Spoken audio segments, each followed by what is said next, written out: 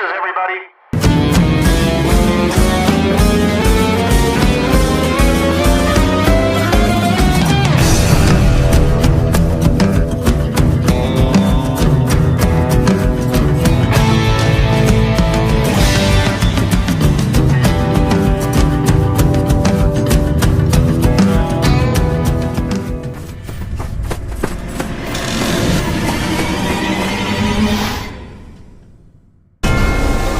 Ladies and gentlemen, welcome back to UNSUNG.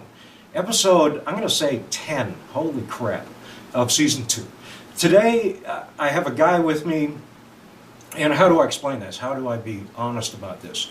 Probably one of the most informative influences, certainly in an epoch of my life where I had a lot to learn, and somebody was patient to let me learn it. Of course, you know that this guy's done a lot of great work and curated, masterful, and I am honored and glad he showed up today. So, ladies and gentlemen, without further ado, Ray Montana. Ray, how the hell you doing? I'm good. Good. I'm good. Doing well. You're looking good.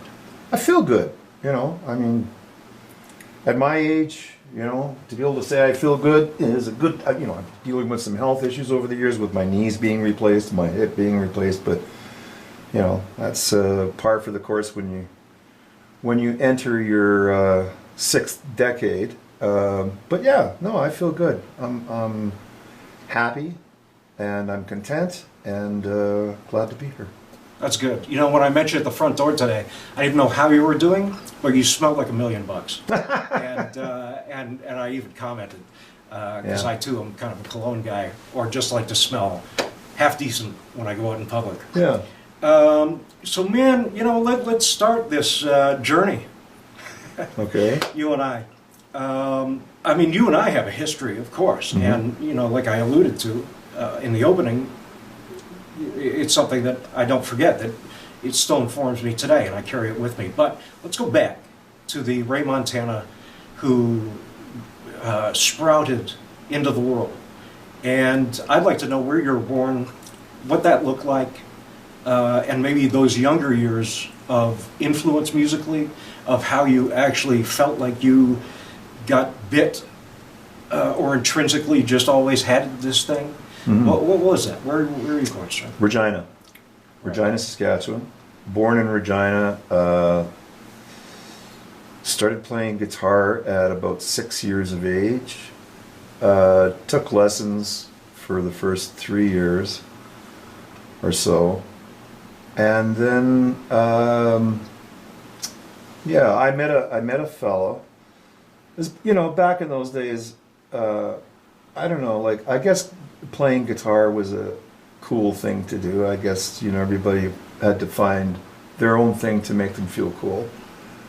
So I remember, like, walking around the neighborhood with my guitar on my shoulder, no case, just walking around, you know, I guess saying dig me or whatever. But I think what I was I was looking for like-minded souls, and I found one. I found a fella actually named Leonard Dumont. I still remember his name, and actually we still keep in touch once in a while on Facebook. But he was sitting out on his steps of his house playing guitar, and he had this oddball-looking guitar. So I went over and introduced myself, and that became about a 2-3 year relationship of him teaching me some chords and teaching me some licks and introducing me to some of the music that was popular at the time. And that's kind of how I started. And back then, I forget the radio station. There was a radio station in Regina that used to play easy listening music. And even though rock and roll was king, we're talking like 1962 or 63. Even though rock and roll was king, I heard Tony Mottola. And the only reason I know that is because I looked him up years later. And they were playing Tony Mottola on the radio, and it was kind of like jazzy. And I really liked it. It it talked to me. And so even though I played rock for my first, I don't know, my first 8 years, I guess, then I started branching out and getting into blues and jazz, listening to people like Mike Bloomfield. He was a big influence early on, and Albert King. And then by listening to like Paul Butterfield's blues band, I started getting into horn players, like horn sections. And that kind of took me into the jazz area. I was really, really young when I started getting into jazz, really young. And the Regina Public Library was an amazing resource. I used to take records home daily from the Regina Public Library. I discovered all kinds of people like, you know, Coltrane and Miles Davis. First time I listened to Coltrane, I said, what the fuck is this? And I think it was A Love Supreme, or maybe even one of his more outside albums, like Interstellar, what was it called? Interstellar Space, I think? But yeah, I couldn't get into Coltrane at all. And then somebody said, oh no, you gotta check out Blue Train. So I checked out Blue Train. This is like, I'm really young, I'm 12, 13 years old. And I went, oh, I can kind of understand this a little better. I wasn't playing it much. Well, I was the blues, the blues stuff I was playing. But the jazz stuff was beyond me, of course. You know, I'm really young and I hadn't been playing that long.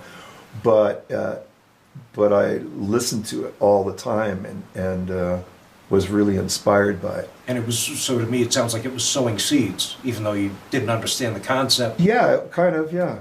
Yeah, it was really cool. I mean, it was a great growing period in my life. Like there was so much, and you know, growing up in Saskatchewan, you know, as I mentioned to you before we started taping here, it's a combination mostly of country and classic rock, you know, or well, back then I guess it just would have been considered rock. It wasn't. There's nothing classic about it. We hadn't got to classic yet, but yeah. So I you know, I was listening to. Like I said, I was listening to jazz really, really early on. That it was just something about it that I went, wow, I like this. I don't know what it is. Years and years later, I found it, and then I started getting into guitar players like Grant Green and Kenny Burrell. And, oh man, there's so many. I still remember the first time I heard Pat Martino, it just blew my socks off. And so, I don't know if I'm fast forwarding too much from this point. Let me know if there's anything you want to interject. But you went on to study with Lenny Breau. Well, I attempted to. Okay, explain that. Well, okay, so I was about 19 then. And I had met, like country was really big, you know, in Western Canada back then. You know, you've heard the old expression, I was country when country wasn't cool. Well, I kind of was, but I kind of got put into a situation where if I wanted to gig, I had to play country. So I met a guy named Ron Halderson, and Ron was playing with Gordy Tapp. I don't know if you remember that name. Some of your listeners will remember the name Gordy Tapp. He was on, I think it was called Country Jamboree or something on TV, and he was a great entertainer, like a really well-respected, well-known Canadian entertainer. And Ronnie Halderson was playing with Gordy Tapp, and I met him briefly in Regina. And then there was a record store in Winnipeg that I used to drive to get my vinyl, because there was nothing in Regina. You know, there's nothing there. Like it was, you buy your records from the Bay or, you know, Simpsons downtown or Eaton's or whatever the heck it was. Right. They were all. There wasn't any Sam the Record Man. No. There wasn't anything like that then. And but there was a store in Winnipeg called Opus, and they had the most awesome jazz collection section that I had ever seen. It was like, you know, going in there for me was like a kid going into a candy store. And I would go there like once or twice a year to buy all this fusion stuff that I was into by this time. Like we're talking like Dave Liebman, Lookout Farm. Started becoming a big fan of John Abercrombie's. So like a lot of Jack DeJohnette stuff, you know, all that ECM stuff. I was getting into a lot of that. And so I called Ronnie Halderson, could I have his phone number, and I said, is there anybody in Winnipeg that's like a good jazz teacher? Because, you know, I want to learn. And he said, well, Lenny's in town. And I was like, okay. Like, I had no idea who he was talking about. At the time, he was on a methadone program because he'd gotten busted, you know, for heroin use. And so I went over there. I had a friend of mine that I grew up with in Regina that had moved to Winnipeg, and the two of us went over there together and knocked on his door. And, you know, this little voice saying, who is it? And I said, my name's Ray. I got your address from Ronnie. And he went, Ronnie who? I said, Ronnie Halderson. Oh, okay, just a minute, right? It's this little tiny voice. And then he comes to the door in a minute or two and opens up the door, and here's this like freaky looking long-haired hippie dude with a long Japanese type kimono on. The smell of incense everywhere. And, you know, he invited us in, and we went in, and he had these like really cool, like beautiful Persian rugs everywhere. It was just like total hippiedom, you know.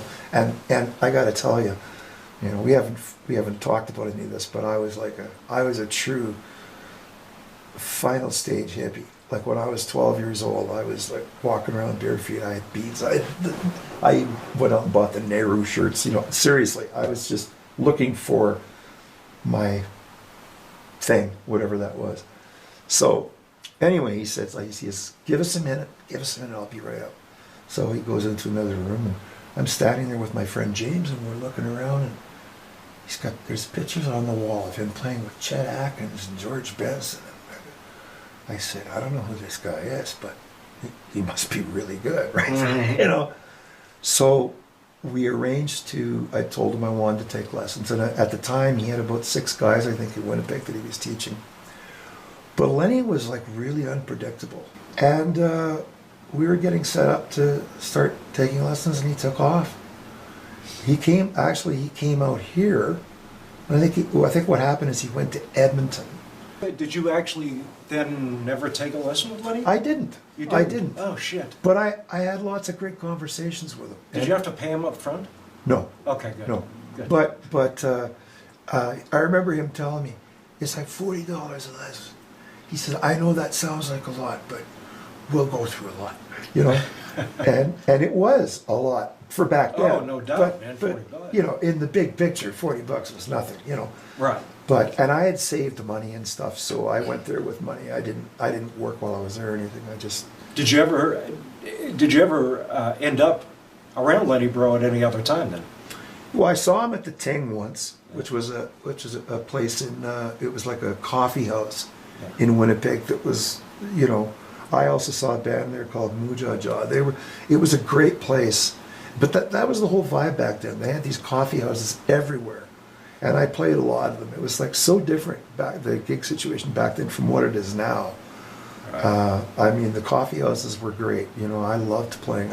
I played tons of them. Well, and I haven't played a lot in Winnipeg, yeah. But a lot of people that I know have played there. I talked to Ken McRae actually about this, and several other people, and they've stated that Winnipeg actually really has this overall sense of inclusivity to it. Would you agree with that? I can't say. Yeah. I don't know. Yeah. I didn't get that close to it. I mean, I played Winnipeg years and years later, but I was playing with country and country rock bands, and so we would play certain clubs, and you know, it was a whole different ball, because that, you know, the whole, you know, peace, love, dope, psychedelia, the whole thing had dissipated by that time. And like we're talking, when I played country there, it was like the mid 80s, yeah, mid 80s to early 90s, you know. And so that whole coffee house vibe, which I really liked, it was long gone. Yeah. Yeah. Let's move you on a little bit. Sure. Just up to, not current day, absolutely, but when was there ever a moment in time or a certain epoch, of your existence where you started to feel like, hey, I think I'm getting this? Hmm.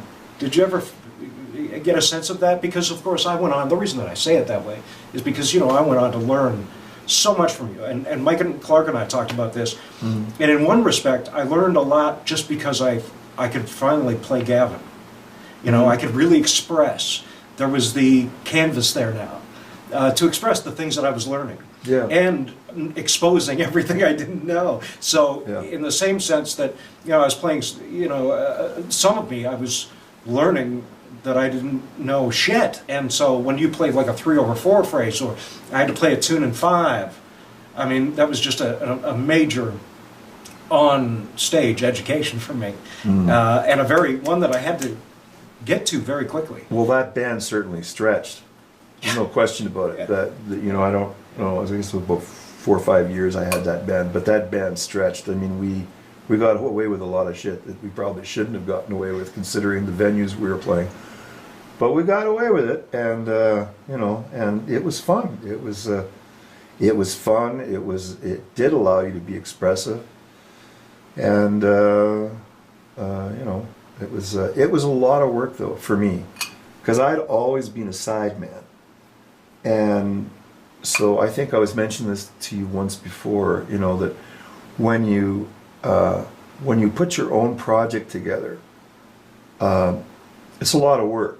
I mean, you're calling rehearsals, you're kind of doing arrangements, you're booking the band, but when you have product out, it's way more. I don't know if you remember this from when we played together, but a lot of times we would do gigs and I'd have to go out a day early, just because I would be doing like TV interviews and radio interviews and stuff. And back then, even though it's not that long ago, we hadn't progressed technologically speaking to the point we are on now. We can do everything almost by phone now. But back then, you had to, especially TV interviews. I mean, you had to be there, man. You had to be in the room. So now you can Zoom that shit. Yeah. All of that was just so much work. And I mean, I had a girlfriend at the time that was living with me, and she helped out a lot. And we brought in a couple of other people that helped out. And still, it was a lot of work. So having been a sideman all my life, all of a sudden I'm put in a position where I'm the leader of the band. And I didn't like that so much. To be really honest with you, once the band was done, I was really happy to go back as a sideman again. Right. But let me stop you just for a second, Sure. because what I'd like to do is talk about the record. The one record in particular, the one that my brother, Mr. Rishka, was featured on, and what an amazing album. Well, he was of on course. both of my albums, actually. Yeah. I think I'm probably talking about the first one with Lucy in the Sky. Oh, yeah, that's the first one, yeah. So, obviously this was not only a labor of love for you, but something that you needed to do, and that you wanted to do, I suppose. Yeah, I kind of felt obligated to, because I was in the business for so long, and I had, because of my experience being a road warrior and playing all over Canada and the States, I had sort of garnished this reputation. And so a lot of people kind of,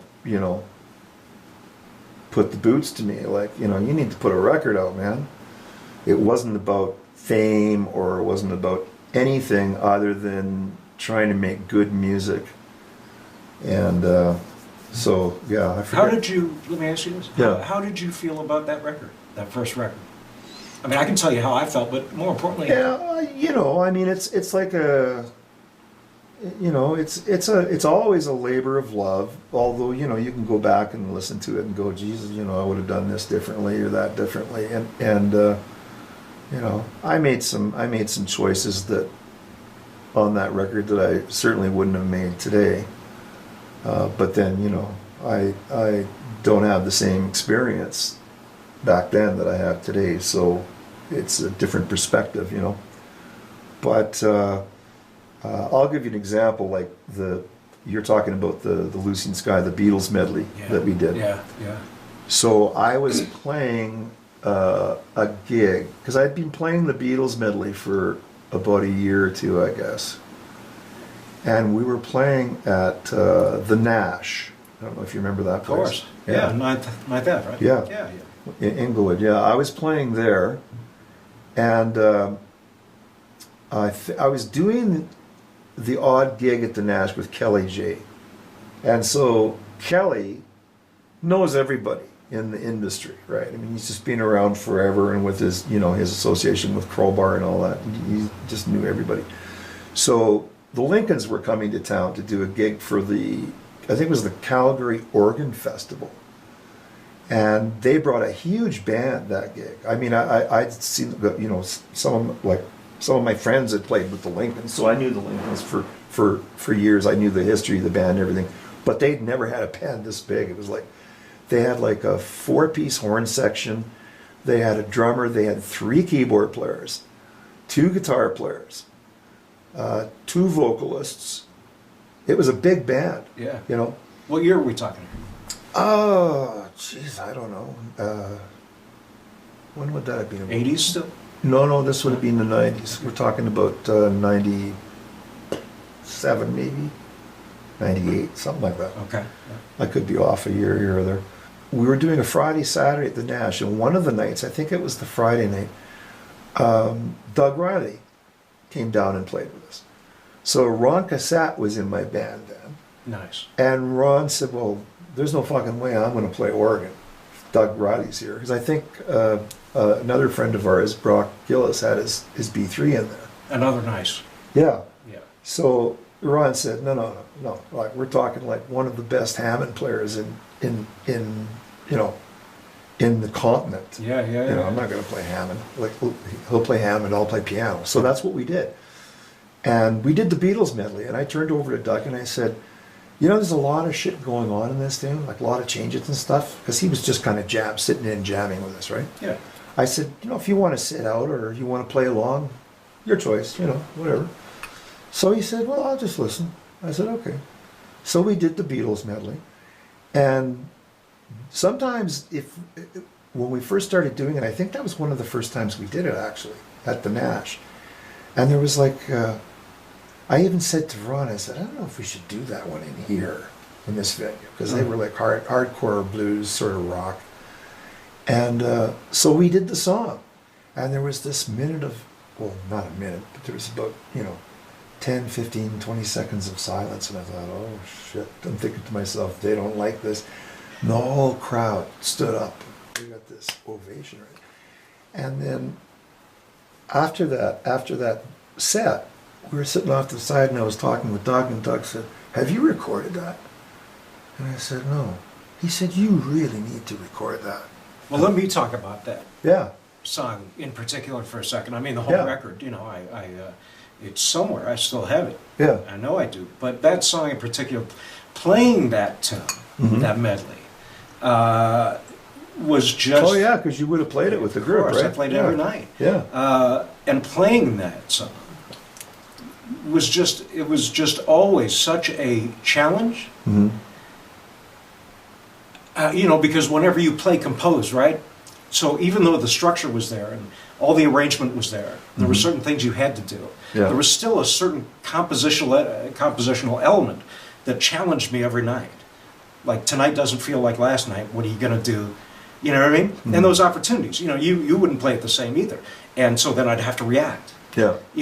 Adjust and move to that. Well, there's a that lot space. going on in that song, Like, how in many that movements were there in that tune?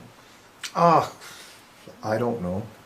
Like 4, 5, 6 different. Well, it started off with a big rock thing. I mean, I haven't done it in a while. Right. It started off with a big rock thing, and then it went into swing, into a jazz thing, and then from there, it went into a bossa, kind of thing, a Latin feel, and then from that, it went back to the rock thing, and then more jazzy type stuff, and then more rocky type stuff, and then it ended up going into the second part, which was a combination of, I guess, rock and reggae.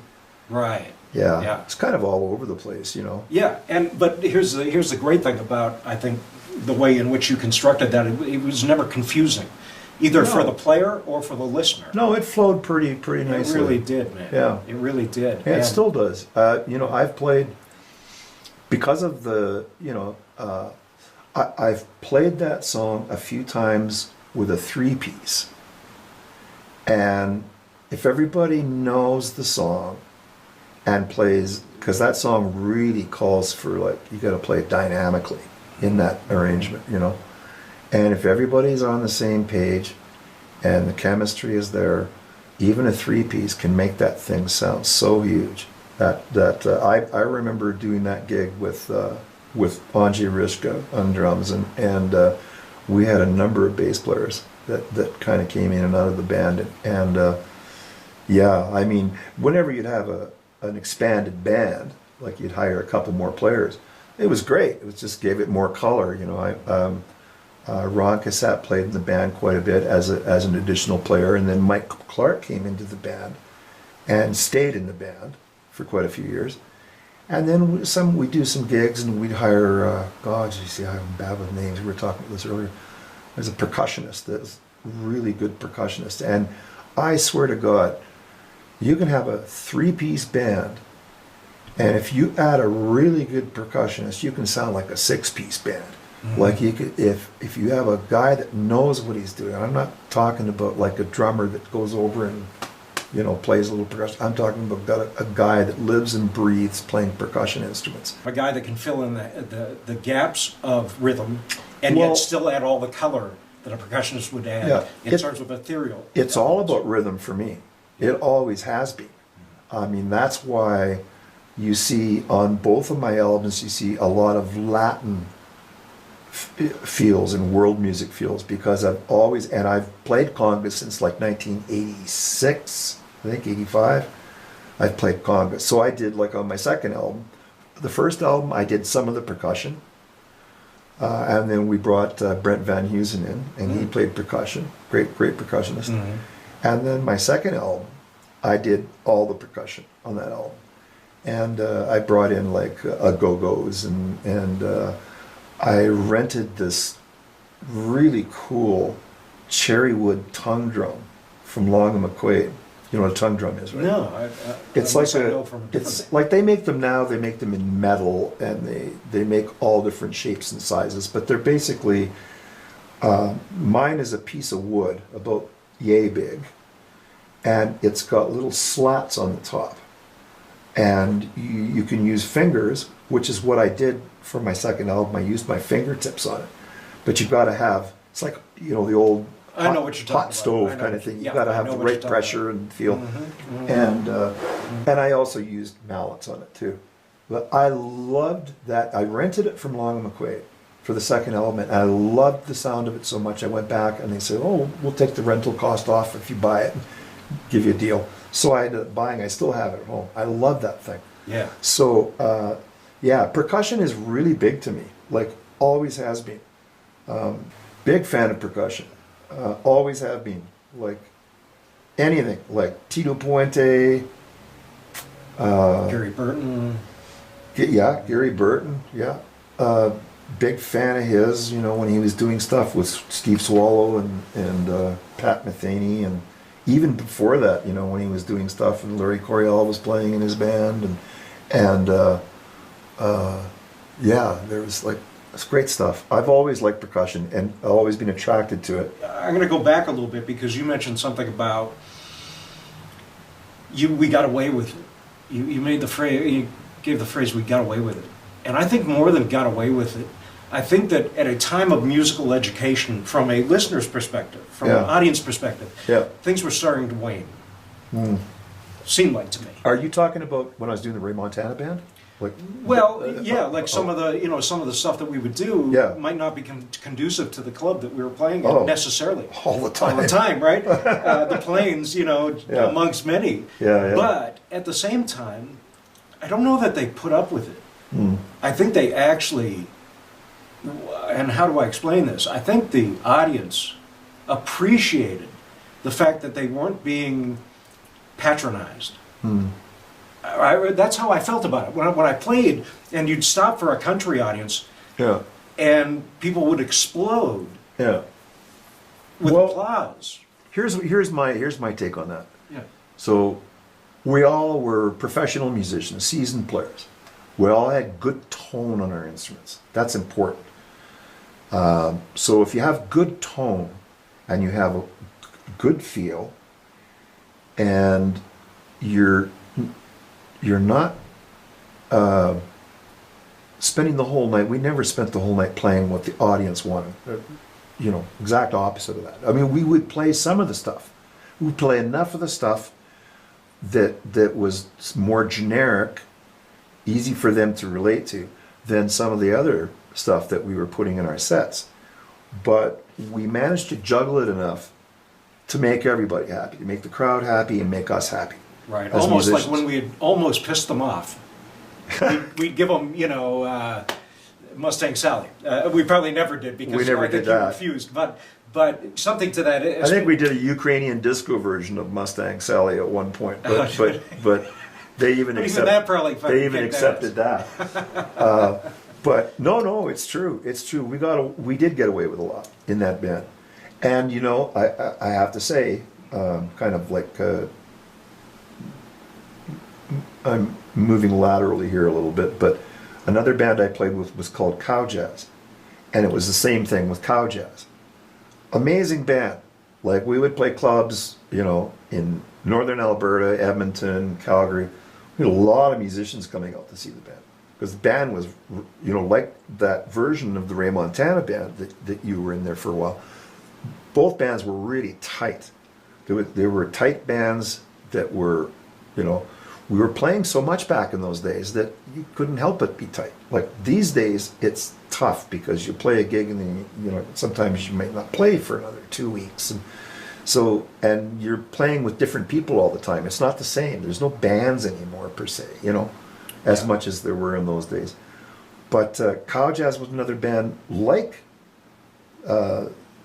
my band, which was a great band, but we did just enough of the sort of top 40 country rock stuff. Right, we satisfied expectations, yeah. To a point where we'd get into some of these clubs, but because we were like a country swing band, we would do a lot of country swing, and they didn't like that. And it was disheartening for all of us because we knew we had a good band, but we were just, I think, in my opinion, I think we were ahead of our time that way. I think, you could do a band like that,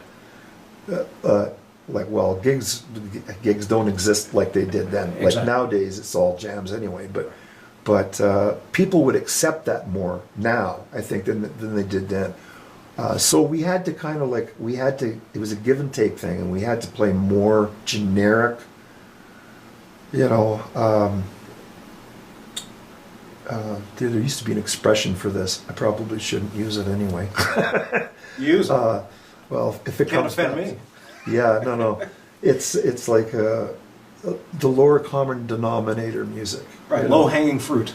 Yeah. Just, it's stuff that everybody, listens to in their car, and they go out, dancing was a big thing. They have to be able to dance, and they want a two-step and stuff. So if it's country.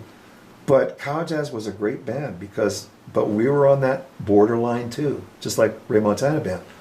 We were on that borderline where we got away with probably more than we should have. But I was just listening. I just found some Cowjazz on my computer the other day. I didn't know what it was. It came up as CJ, and I went, "What's this?" And it was Cowjazz, and I've been listening to it all week, and it's amazing stuff. It's great stuff. Right. It was It's a great great, band. Right. Right. And isn't that the criteria that music is supposed to have? Well, Right, there's two types of music, right? yeah. Yeah. Yeah, but you know what? I mean, everybody's different. I mean, some people, when I say it's a more generic kind of expectation from some people. What I mean is, like, some people, they want to hear the melody and you know, they want to hear everything the way it is on the record, and I have played with some country rock bands that were like a jukebox. We played all the parts properly and stuff, and they were very popular. Now, Cowjazz wasn't like that. We were just like we were kind of like little warriors, you know, and I really appreciated that experience, you know. Right, and you know, here's the thing: is that I don't want to lead the witness here. Yeah. But I can't help but blame you, partially, for my ideology. Yeah. For all the years that I went playing other music. No, playing music outside. And let me define, because you might not understand what I mean by that. And what I mean is No, that I do. if there's one thing that band, or you, or a combination of the both, Yeah. taught me, was not to compromise. Yeah. Yeah. And I was so appreciative, you know, we traveled together, you know, so we'd sit and talk in the car every once in a while.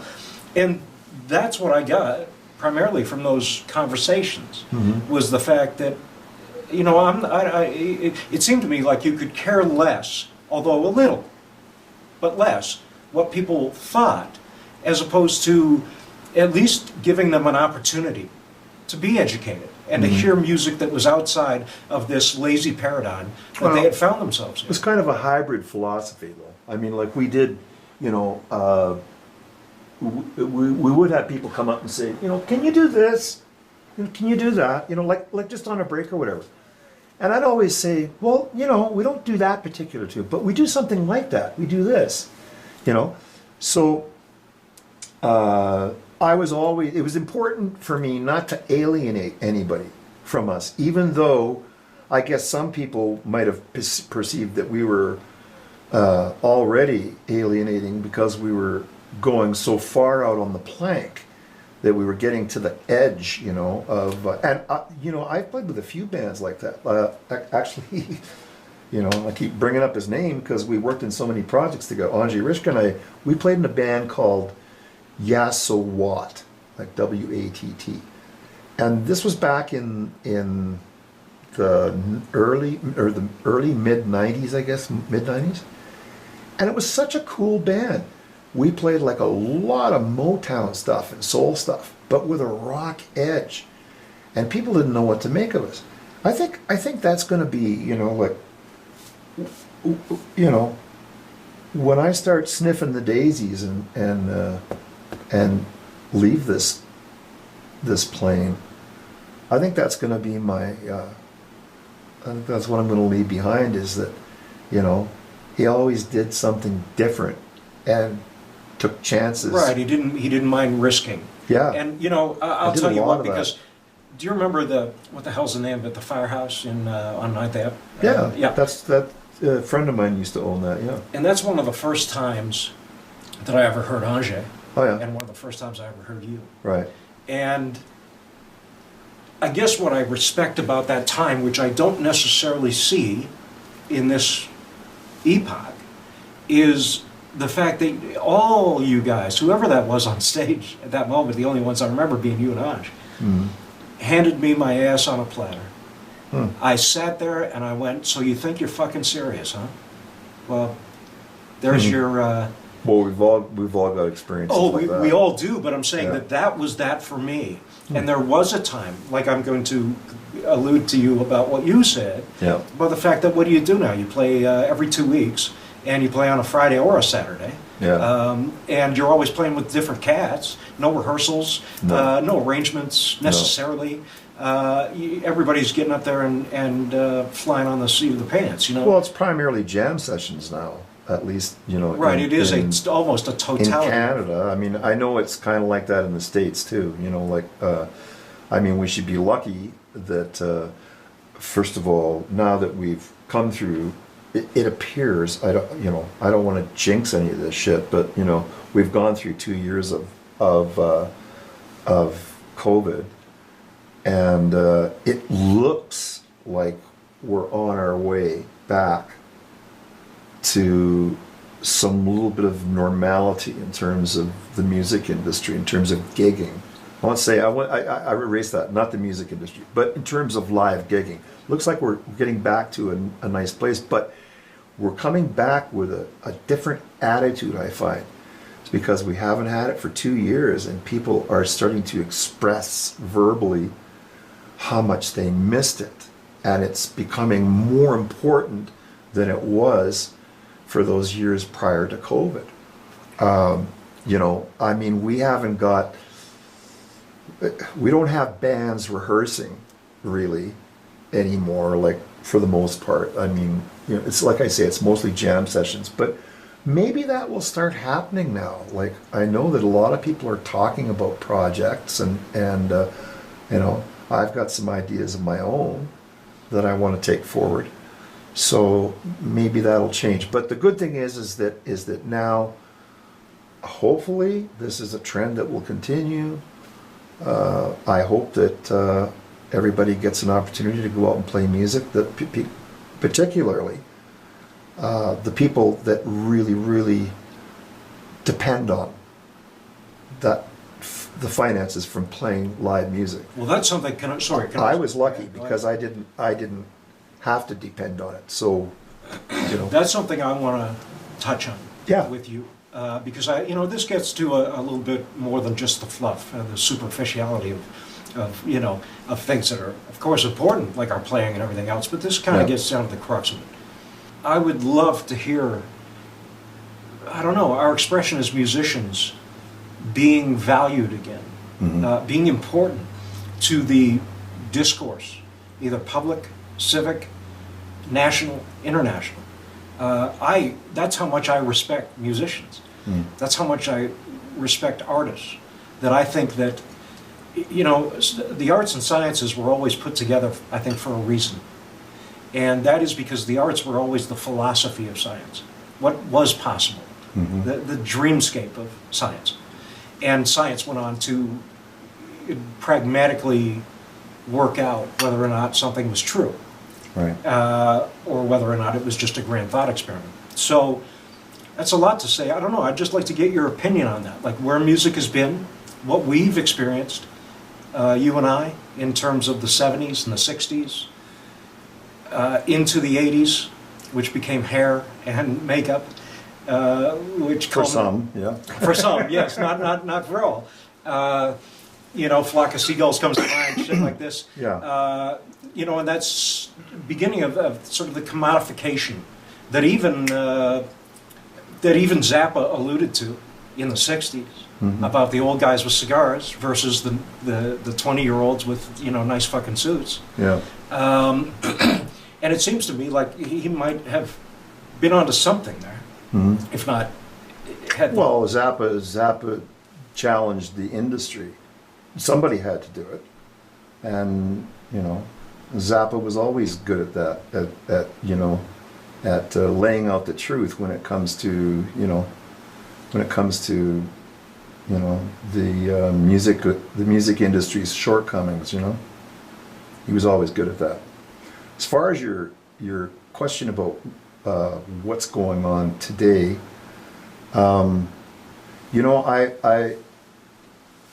it could be just because I'm not in the loop, but I'm not. I'm wondering the same kind of thing. Like, why aren't we hearing musicians talking about what's been going on in the world the last? For me, it's. I have to say this. Maybe I'll piss some people off. That's okay. Won't be the first time I've pissed people off. But it seems to me, since Donald Trump took over as president, that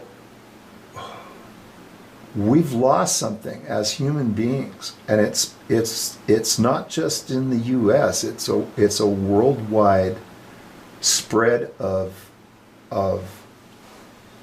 loss of morals, and if this interview gets done, which it will, I welcome anybody to look me up on Facebook and tell me who's out there writing about this, about who's writing music about what's going on in the world in the last 4 or 5 years, because truly it's a fucking mess. I think just in terms of what you're saying, I think the Yeah. black community is doing something Yeah, south of the border, yeah, especially in terms of art. It doesn't seem like we take on a leadership role there necessarily. And I think that with the writers I know and the writers that I would love to come on this podcast to ask those questions as to where is our voice. We do have something to say. I said with John Abraham here last week, remember, in the 50s and 60s, our fathers, our forefathers, and I mean the fathers we had right before us, they sat around pubs. They talked about politics. They didn't have to be a politician. That wasn't a prerequisite. Prerequisite was being human, yeah, right? yeah. And they talked about science. They talked about how to build a better car. They talked about how to build a house. But they talked about everything. So there's two elements there. Number one, being the fact that they could talk about the things we're so goddamn afraid to talk about today.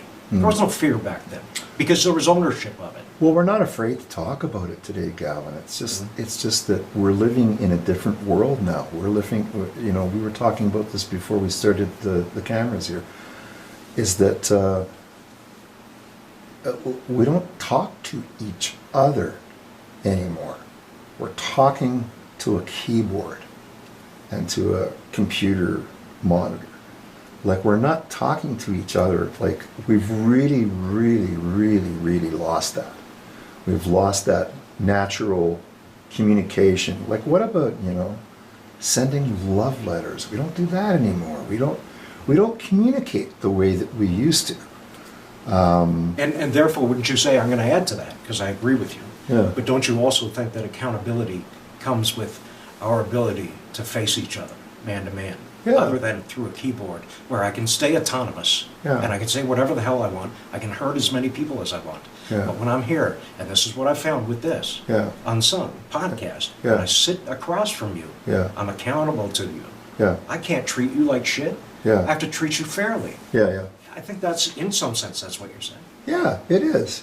You know, it's something that's, and I personally, I mean, everybody's different. For me, like, you know, I've just started. I was asked to participate in a couple of jam sessions per week that happen on Saturday and Sunday. Saturday one being the McLeod's Public House Jam from 4 to 7, folks, on Saturdays. And then Sundays, it's the Brickwell Tap House from 4 to 7. And I've really, really noticed it's just so good to have human contact again. After a couple of years of, for the most part, just being stuck in this bubble.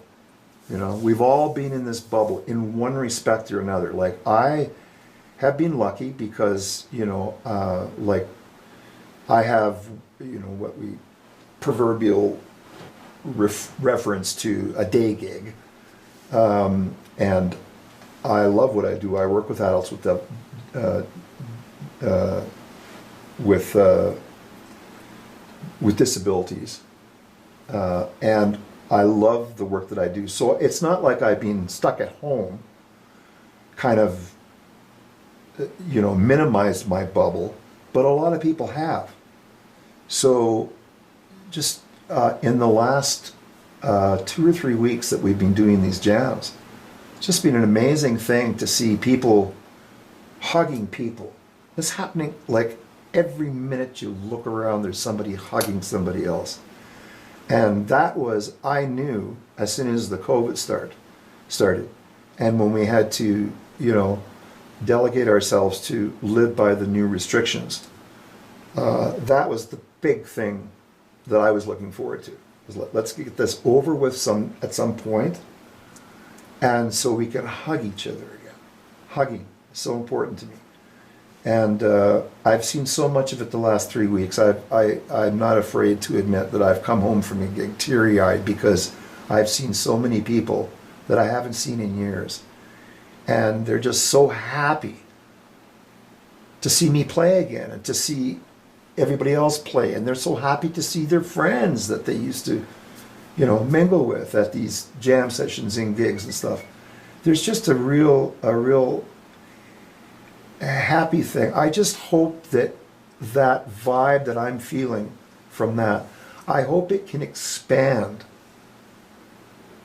to a bigger plateau so that we can get past this pissed off. To me, it all started with Donald Trump. Like all rules were off. You know, if you hated somebody, you could tell them, I hate your fucking guts. Like there was so much hate right from the point when he took office. That's my opinion. So, and it just permeated into this huge, like, worldwide hatred. And I think that's changing. First of all, we've got him out of office. That's a good thing. Are politics ever going to get on track? No. It's never gonna be perfect. It's never gonna be what we all want. Let me stop you just for a sec, because you're saying a lot of things. Yeah. And so instead of, like, I don't want to have to walk back so far. I tend to do that. No, but every one of those things valuable and important, and something that I would like to walk back and ask more questions about. Yeah. I think it's invaluable what you're saying. Right. So yes, I think that, once again, politics is a top-down thing, right? So if your leader is in any way perceptibly narcissistic, then you can expect the population to go that direction. And I think that that's what's happened, as far as I can tell, is that from Donald Trump, and trust me, the history of, politics goes back to not the beginning of man, but somewhere around there. Even the tribe of 150 had a leader, but that leader was in complete context to the group itself. So it was in a geographical area of accountability. Right. So it doesn't mean like you had to fly 3,000 miles just to get turned away. You were within the pond's reach, across the pond, from the tribal leader. Right. If you didn't like what was going on, you could go to him yourself exclusively and say, this shit can't happen, right? And there would be change. And why? Because 150 people weren't going to risk themselves even at the behest of a leader, right? And the people, everyone had a voice. Leadership, to me, and it's often been said, and once again, I think we've eschewed this, the fact that power should always be afraid of its people, not the other way around. Yeah. People should not be afraid of power. People we are here to make sure they do our bidding. And I don't apologize for that. It's just been flipped. And so when you talk about, I totally agree about, Trump. And in terms of our perception now becoming more self-ish, more narcissistic, more internal, more individualistic, rather than community-based. You know what I mean? So now it's what's best for me, and we've lived this way for a while now. What's best for me, even at the expense of you. Yeah. And that's a problem. That's a big problem. I agree. Right, and I would assume that your work with the underprivileged or people that suffer some mental incapacity in some respect has to give you some sort of understanding of how humans work.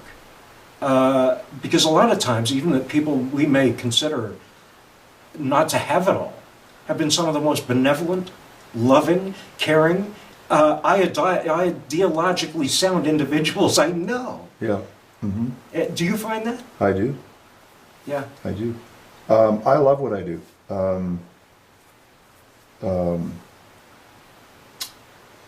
Let's see. When I was younger, for a short period of time, I worked at the National Film Board of Canada.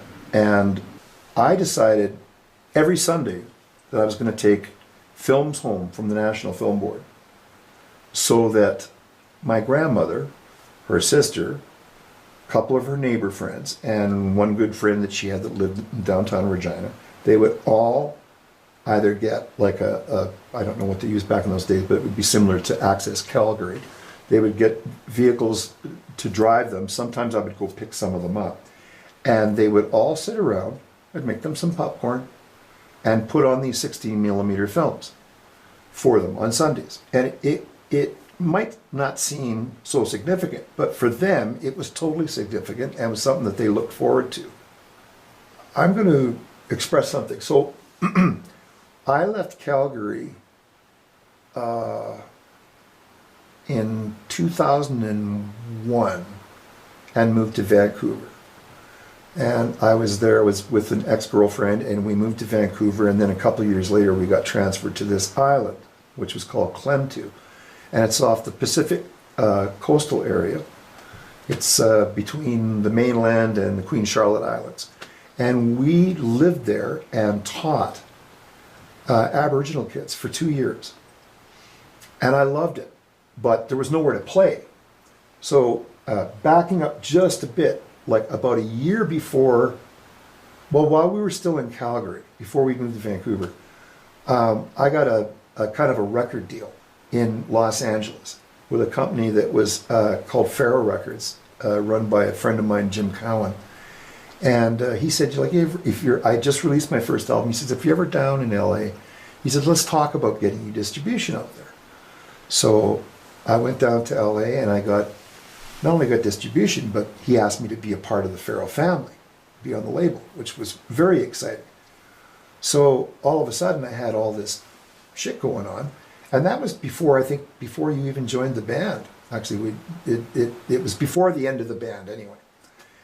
And so the whole point I'm getting to is that when I went to that island, I severed all the ties with Jim because I said, well, there's nowhere to go out and play to promote my albums. I said, there's no point in doing that anymore.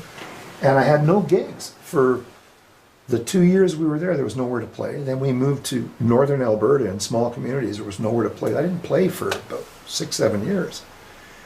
And when I came back to Calgary, I started eventually getting gigs again and started getting back into the role thing, but I didn't play for a long time.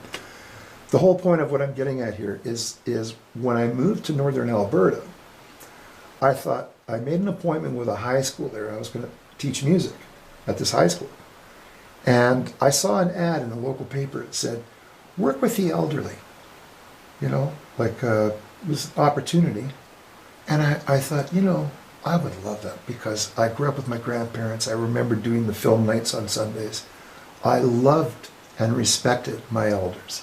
Let's get back to what we were talking about earlier. Mm-hmm. So I did that for about 4 years. I worked with the elderly, and it was hard work, but I loved it. I loved working with that. And then when I left northern Alberta and came back to Calgary, I kind of went into working with adults with developmental disabilities, which was kind of an offset. And I had done that before I left Calgary in 2001. I had worked in this field for off and on for about a year. So I kind of, learned the ropes in that respect. And when I came back, and that's what I've been doing ever since. And I love working in the field that I am now. Can I ask you a question? Sure. So I want to walk this back just a little bit because I was around during that time when you had the record deal. Yeah. And it seems that,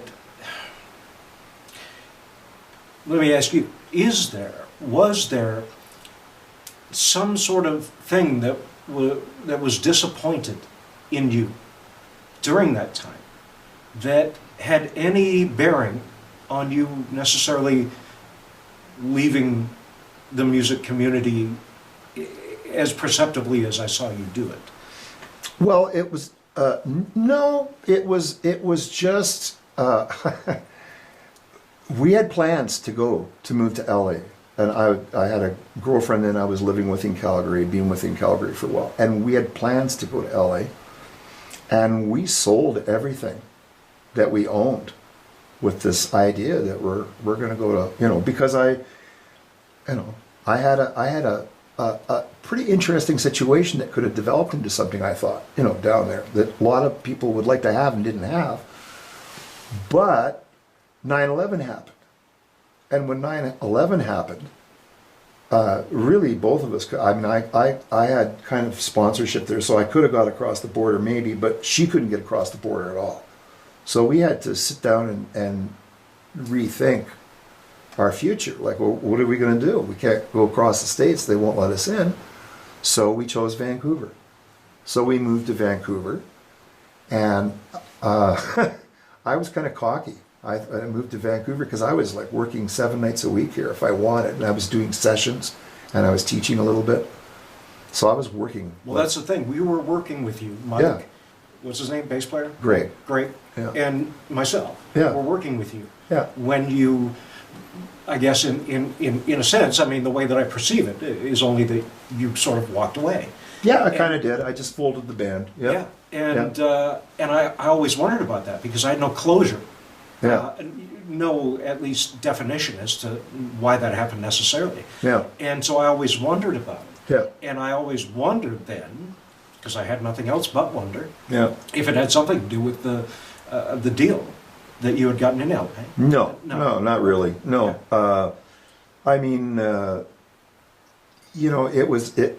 Sometimes when you get a lot of opportunities, it can just sort of add to the mayhem. You know, and as I said before, you know, I was already like kind of leading a band, and there was a lot of things to do, a lot of things to take care of, and then all of a sudden, you know, you've got this to look at. And we had opportunities to go down to the States and play gigs, and I remember Mike couldn't go to some of them because it was he was teaching music at the time in Calgary, so he couldn't just up and leave. Like today, he probably could, you know, because he's in a different situation. But it was tough. I had to turn down a lot of stuff, and I was, you know, it was time to let that thing go. And it had nothing to do with the thing in LA. It's just that it was time to let it go. And we knew that we were kind of moving. We had different sort of, we had a different idea at first where we were going, but it didn't turn out that way. And so it had nothing to do with any particular thing. So there was no necessary disillusionment. No. Okay, because No. I was always under the assumption that there might have, and I was never. No. I mean, I always championed. You know, I mean, right in L.A. seems like, you know. I was excited as hell when, you know, the day in LA, for example. Oh, fuck, what a great day. So we went out and had lunch with Jim, and all that happened. And then my girlfriend at the time and I, we were on our way out of town, heading to like San Francisco. And we stopped at Norman's Rare Guitars. I don't know if you've ever heard of that store. Very famous guitar store. Very famous. They've been around for eons, and you know, Norm's a big time guy. You know, he like shoulder to shoulder with all the big guys, you know. And so he's not always in the store, but I went into that store because I'd heard about the store for years and I'd never been there. And I gotta go to this store. So I went in, and Norm Harris was there. We started talking, and I said, I heard you're a big Beatles fan. I said, here's a copy of my CD. And I said, I think there's a review of it in the new Vintage Guitar magazine, because I hadn't seen it yet. He said, oh yeah, just hang on, I've got one right here. Pulls out the Vintage Guitar, and we both, for the first time, read my review in Vintage Guitar magazine, which was a stellar review. And so he says, whoever, one of his guys that worked there, he says, you know, so-and-so, put on track 4, or whatever it was, the Beatles medley, right? So here I am, sitting there talking to Norm Harris, in his store, listening to my Beatles medley cranked in the store. And he just loved it. So I gave him a CD, and he gave me a copy of his book. It's this wonderful book. It's like a $100 book, you know. It's like, and it's got, at the time, so this would have been 2000 and, no, this would have been about the year 2000, I guess. Amazing book with pictures of his collection, which are like worth multi-millions. He's like, you know, 50s Tellys and Strats and Gibson Les Pauls and Gretches and everything. He's like he's an amazing collector. And he's, you know, like a lot of the guitars that you see on the movie Spinal Tap, they came from Norm's store, right? So he's done a lot of movies and stuff like that with the guitars. But the whole California experience was good.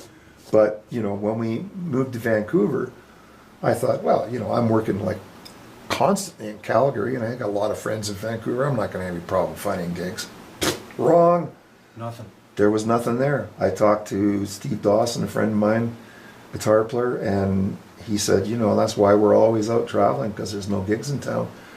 Jerry Doucette, who'd been a friend of mine for quite a few years. Jerry actually called me up one day and asked me if I wanted to put a country band together with him, just so that we could be playing.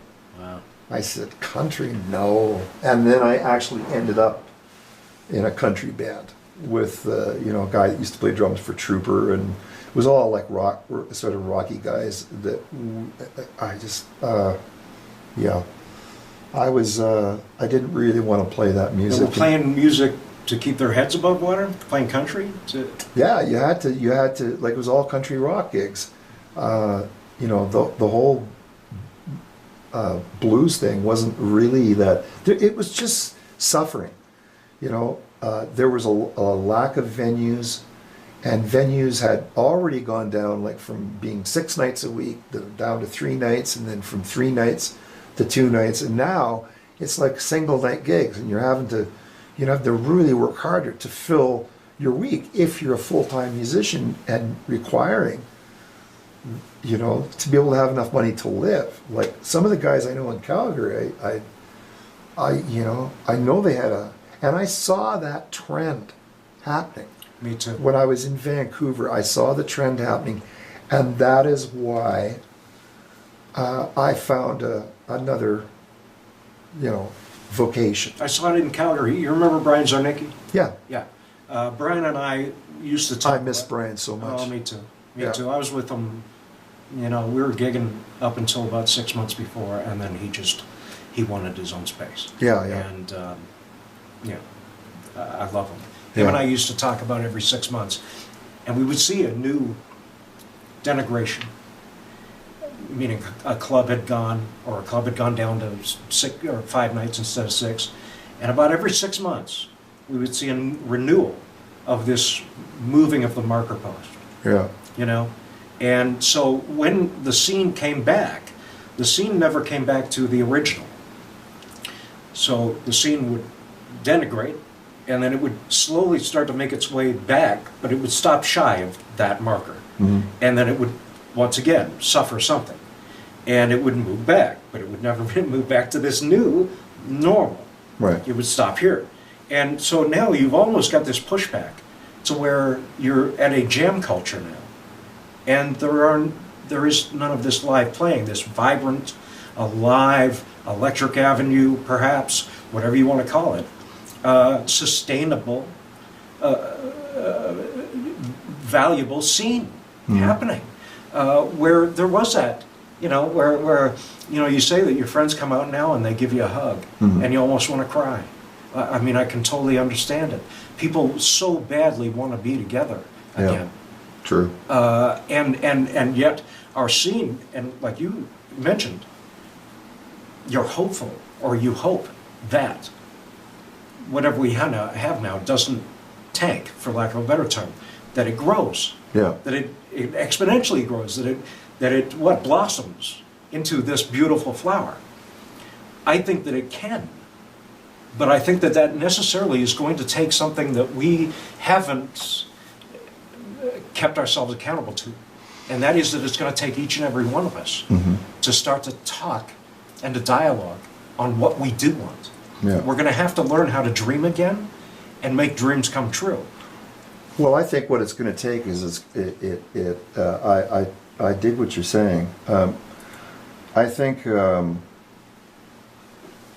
in order to get, like, we're kind of in a funky place right now, because really all there is like jams. It just seems like that's all there is. I mean, there's the odd, you know, 2-nighter rock gigs at some of the venues I play at, and you know, there's these odd, and they're starting to come back, and there's people are starting to work and stuff, but it's like it's not the way still not the way it used to be. Like, I don't know if you remember when you were in my band, but I used to take dressing up on stage very seriously. I remember Like, the pants. Give them something to look at, not just to listen to. Give them something to look at. And we don't do that anymore. It's like all the jams and even the weekend gigs, you know, all the guys are showing up in t-shirts and you know, jeans.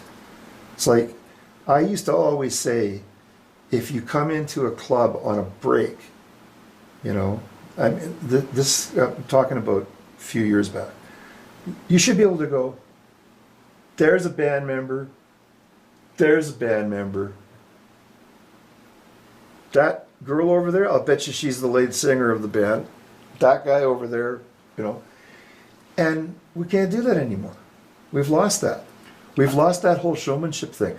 As much as some people might not agree with me, back in the 70s and 80s when we actually had show bands come into the bars and the clubs, and a lot of them would play for like at least 3 nights, if not 6 nights. You had like a band that were doing costume changes every break. They'd come out, every next set they'd come out in a different outfit. They had like musicians that were multi-instrumentalists, that, you know, might have a guitar player that puts his guitar down, and then the keyboard player goes into a clavinet thing, and he'll have his guitar down and he'll start playing the trumpet parts with the sax player, and they got a horn section all of a sudden. Like, it was just a show. And I always appreciated that, because to me, it said to me that these people are serious about what they're doing, and they're putting a lot of work into it. Not just visually, but also musically. Like some of the arrangements I heard from some of those bands, those show bands, there was, you know, there's a reason that, you know, one guy got hired as music director and got paid a lot more, because that's what made them sound unique. High level, Vegas style shit. Yeah. Yeah. So in my own little way, when I had my band, that's kind of what I tried to do. Just by doing little arrangements, like with some of the songs, because you probably remember, you know, it wasn't just the Beatles medley. We had other tunes that we were doing too, that we had special arrangements on and stuff. Whiter Chappelle. Yeah, well, that was pretty standard. That was kind of straight ahead. But that was pretty straight other ahead. stuff, yeah. But, you know, we did like, you know, we did, I can't even remember, we did some blues and funk stuff that we had like arrangements on and stuff. And it was you know, people could always tell that, you know, they might not always like everything we did, but they could tell, oh, they've obviously put some work in. You don't get up and just jam that shit. Right. They couldn't argue the point that that we were at the top of our game in terms of at least the snapshot of where we were at that moment. Yeah. And that we were trying as fucking hard as we could. Yeah. Because we cared. I think we all cared about the instruments we were playing, and I think that there was and I think I'm fine with it, a collective ego around that band. That we just wanted that band, that entity, to be good. Yeah. We didn't care about ourselves as much as we cared about each other and what the music sounded like. Chick Corea expresses the same thing. Mm-hmm. He'll joke with his musicians, and you know, they laugh all the fucking time. Yeah. But when it comes down to the music, and I think that that's what I respect about you. Mm-hmm. When you talk about, you know, the fact that people don't do that anymore, that doesn't exist. I mean, there are so many reasons for that, I think, that it's somewhat, it would take too much time in this podcast to go through every one of them. Yeah. But I think culture changed, the money changed, undercutting changed, and our society started to shape itself differently. The internet came in and drew us into our homes as opposed to out of them. Drunk driving laws became different.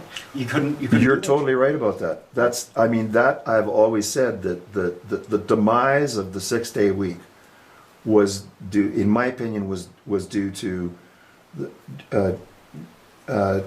drinking and driving laws. That was a big thing. Yes. The beginning of the internet and access to YouTube and channels like that was part of it.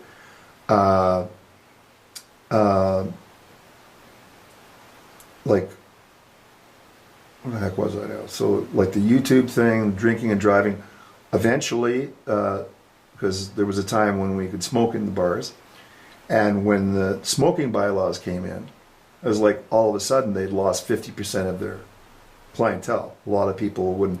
And add to that, the price of liquor had skyrocketed. So it was, much easier and legally safer for someone to drive over to the liquor board store and buy a 12 or a 24 pack or whatever that is that they drank and take it home and turn it on YouTube And instead of listening to the Ray Montana Band, they can listen to Boss Skaggs or Chick Corea or whoever. And they can watch them too. And They can see the Stones at fucking Barcelona. They can. Yeah. So that's a big part of why that whole music scene disintegrated. I think through the 80s, you know, you had this boom, you know, through the middle part of the 80s, kind of the beginning of the 80s, through the middle part of the 80s. And I think that part of it may have been is that, you know, trickle-down economics weren't trickling down the way we thought. So when you get to you also get to kind of the end of rock and roll. You get to the end of, and what I mean by that is you get to the end of Livewire. You get to the end of Frankie and Johnny's. You get to the end of all these clubs that were sustainable on a primary source of genre and sustainable economics. And when those start to bleed themselves out, then you get the loss of the music even itself. There's at least an observance of that to me. And so the question is then becomes, when that happens and we observe it, we watch it in real time, in the 80s and the 90s, decline, and I don't apologize for that word, you ask yourself, what then happens to the artists themselves? What does that... what effect does that have on the artist? Well, I'll say one thing. I know that when I remember playing. I played with this marvelous band called the Maru Brothers, and we played at, for example, Longhorn Saloon in Calgary when it was still there. And there'd be the place would be packed. There'd be 500-600 people on a Monday night, Tuesday night. It was crazy, and so. One of the things, how it affected bands, was when those 6-nighters went down to 3 nights and they're out on tour, then the leader of the band, normally, has to put all of his guys up in hotels on Monday, Tuesday, Wednesday. Well, that became a cost-demolishing concept. So they can't afford to put up their band. So now you've got to find gigs where either your guys can stay at home or with their families, and then add to that just all these changes and regulations about drinking and driving, which, believe me, I think were a good thing anyway, because there was probably too much of that going on. And I don't drink, so I haven't drank in a long time. So I'm a supporter of that, but at the same time, it affected sales and everything got down to nothing. And it was you know, once the drinking and driving bylaws even affected, once the big clubs started closing down, and a lot of them closed down, then you get even when they were still there though, we'd start getting these little neighborhood sports pubs, little pubs everywhere, and people would stay in their own neighborhood, and they would walk to the venue and then stumble home, you know, after. They don't have to worry about running somebody over at 2 o'clock in the morning.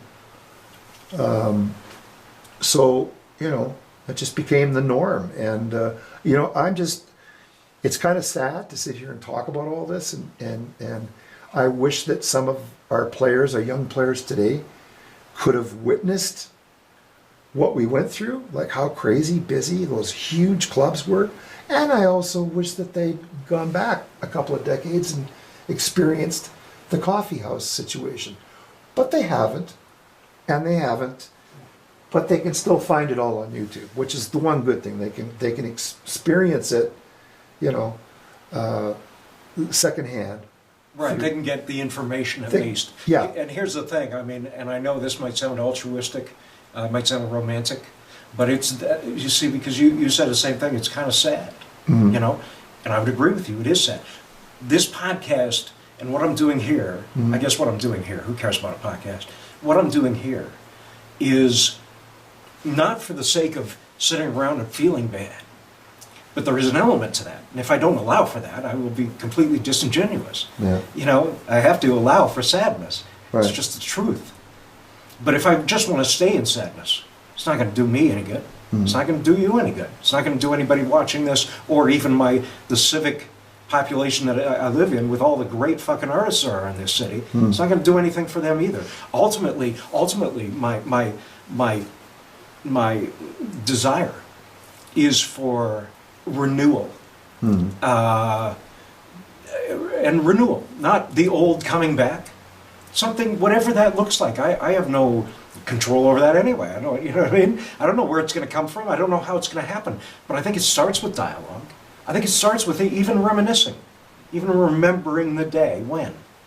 I mean, Ray, here's the thing. We could go, I mean, because I always knew this about you, and it's a goddamn shame, if I want to be sad again, that you and I didn't sit around more and talk like this on the road. But not only that, we were engaged in a process that we felt good about anyway. We were, every night, I couldn't wait to get on stage. I mean, maybe by the third set, somebody had one too many beer, once in a while, and I was babysitting. But,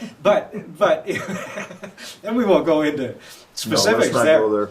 But I'll tell you what, it was such an amazing experience to me in the growth of a intermediate player, you know? Well, you know, here's the thing. In the whole sphere of what we're talking about, and we mentioned the word sadness. It's just shit happens. Things change, you know. They always have, and they always will. We're at a point right now where things are looking pretty good compared to what we've just gone through. You know, are they going to go back to the way they were? Are we going to have bars packed? We're never going to have bars packed 6 nights a week. We're never going to do that again. You know, we won't. But we will have we will develop our conversation amongst each other as musicians. That's going to develop, and that is going to continue and grow into, who knows. I have a concept that I would like to do at some point. Absolutely, and I want you to get to that concept. I think people would be interested. Sure. Yeah. Well, it's something that's been burning in my brain for a long time. So when I came back to Calgary, I think I came back here in 2010/2011. And it was something that I wanted to try, but I was pretty convinced back then that there was really no venue to attempt this at. So the concept, I've mentioned this to a few players that I've played with, and they all kind of like the idea. But you know, it's like there's so many jam sessions happening.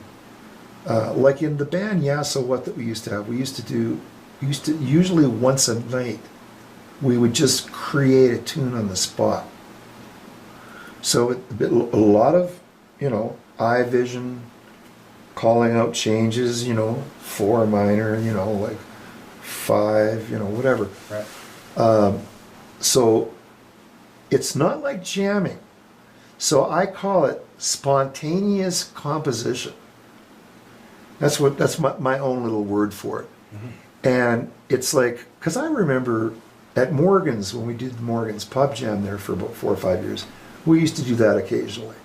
We would do that, and then people would come up and say, that second song you did, what is that? I want to go out and buy it. Well, it doesn't exist. You know, now that you mention it, it probably would have been lost in the annals of my memory. But now that you mention it, I remember we probably did that going through that process. Yeah. We did it for a long time. You know, we did it, but we really didn't do it. Like we did it occasionally. Of course, if we had done it, you know, all the time, we would have been driving home sooner than we thought. But think about the catalog we'd have. Yeah, but you know what? I did a jam just before COVID. I was doing some jams out in Turner Valley, and we did that a couple times out there too.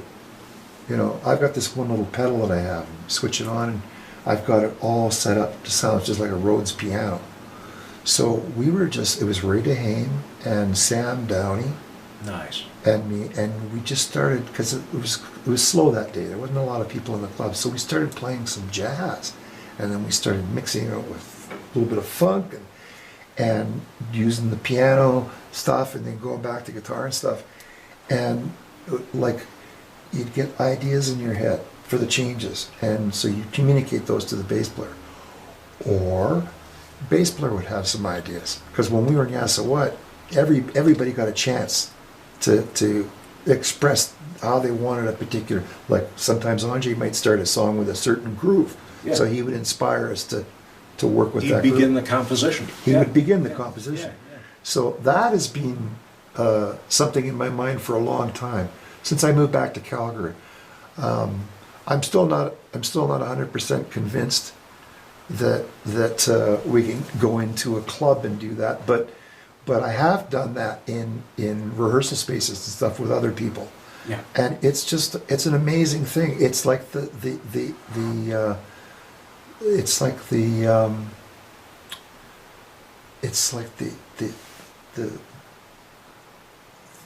top level of creativity you can get to. Well, I suppose it's using every element of artistic creation and Well, expression. You know what I mean? 'Cause you on need the ears. dime. Yeah. On the dime, because Yeah. you're thinking of chord changes, and then you're thinking, okay, so I've come up with this 1-4-2-5 change. Now I gotta think of a melody to work with that. So it's an amazing thing to do, and I hope that I get an opportunity to do it. In Yeah. a performance aspect, as long as it's in the right hands. You know, Yeah. it's kind of like going to watch Jackass and then jumping off a 5-story building. What Yeah. a great fucking way to learn. Yeah, You know what I mean? Like, what a great way to be put on the spot yeah. and have to, and because then it becomes obvious what Yeah. your level of ability And that's the challenge, is. like you just said, being put on the spot. So there could be a venue in town somewhere that I haven't reached out to anyone about this idea, other than a few musicians that I've got an ongoing rapport with. But there could be a venue in town. Maybe it's a Starbucks somewhere, or maybe it's a bigger club, or maybe it's like certainly not going to be a huge club. It's going to require a small listening audience, and where you go in and there's no charts and there's no preconceived ideas of what you're going to do, but you're going to make really interesting music, and you're going to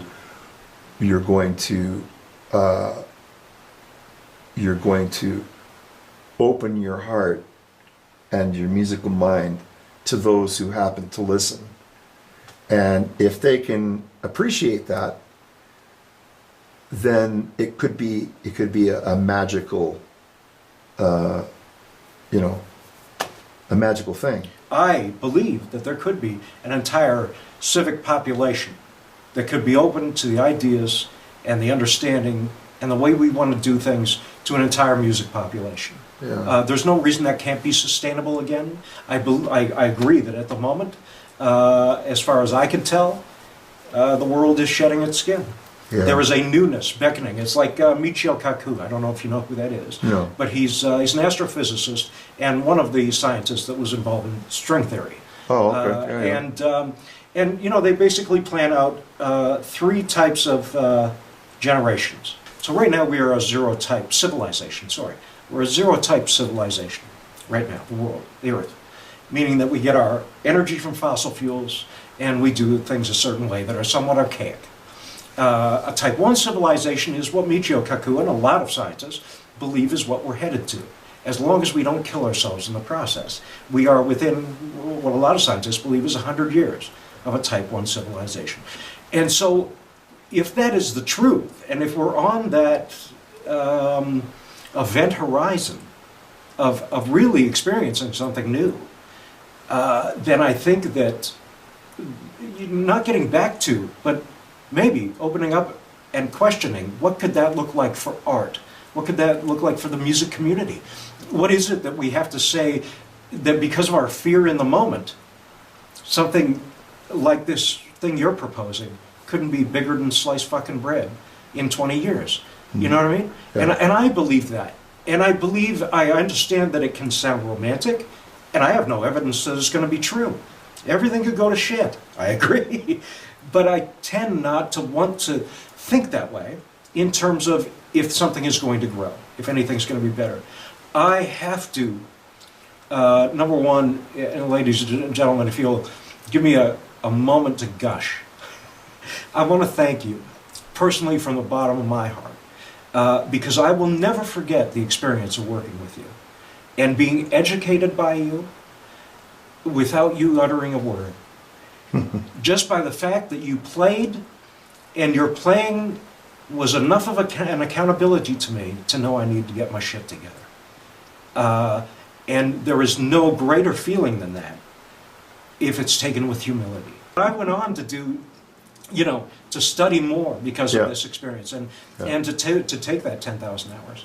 So thank you for letting me do that, ladies and gentlemen.